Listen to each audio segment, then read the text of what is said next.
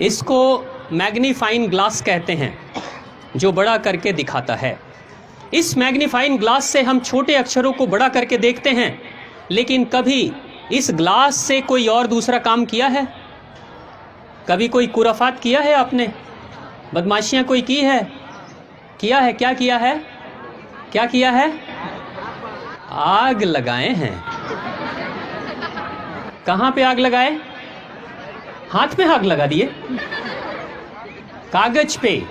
ठीक है, अब एक बात बताओ, सभी जानते हैं, एक बाबूजी को पता चला वो तो इस वाले ग्लास से बच्चों से मांग के और अपनी बीड़ी सुलगा लिया करते थे। इस ग्लास में वो शक्ति है, लेकिन ध्यान से सोचना जरा। बस एक छोटा सा चिंतन, मैं आपके सामने एक सवाल रख रहा हूं। मान लो ये कागज है, ये हाथ नहीं है, ये कागज है। मान लो सूरज की किरणें हैं, ये ग्लास भी है, और मैंने सूरज की किरणों को अपने इस कागज पे फोकस किया। कितने देर में कागज में आग लगती है? 2 मिनट, 3 मिनट, 4 मिनट में आग लगती है ना? 3 से 4 मिनट पे कागज पे फोकस मैं कर दूंगा तो आग लग जाएगी। किरणें सूरज की हैं, ग्लास ये है और कागज है, तीनों को एक साथ एक जगह पे रखा, आग लग जाएगी। लेकिन ये कागज है, सूरज भी है, ग्लास भी है, लेकिन मैं इस ग्लास को ऐसे रख कर और ऐसे ऐसे हिलाते रहूँगा। कितनी देर में आग लगेगी? कितनी देर में आग लगेगी? जोर से बोलो। नहीं लगेगी? 1 घंटा, 2 घंटा, दिन भर? नहीं, पूरे दिन भर कागज रहेगा, सूरज की किरणें रहेंगी, ये ग्लास रहेगा, मैं भी रहूँगा, लेकिन आग नहीं लगेगी। क्यों? क्योंकि अपने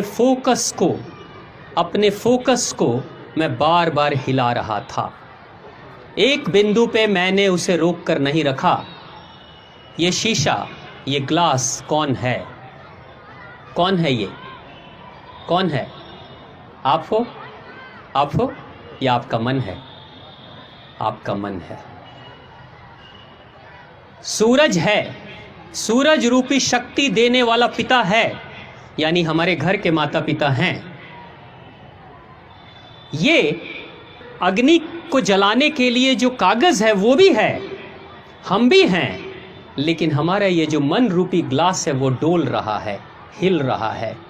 कभी पढ़ाई पे, कभी किचन में, कभी टीवी पे, कभी व्हाट्सएप पे, कभी फेसबुक पे, कभी मित्र के पास, कभी फिल्म में, कभी घूम लेते हैं, कभी दोस्ती कर लेते हैं, कभी कुछ और कर लेते हैं। अगर मन बार बार डोलते रहेगा, हिलते रहेगा, सब कुछ होगा, ज़िंदगी में सारी चीज़ें होंगी, लेकिन वो नहीं होगा जो आप चाहते हो। आपके सपने जीवन में कभी साकार नहीं होंगे।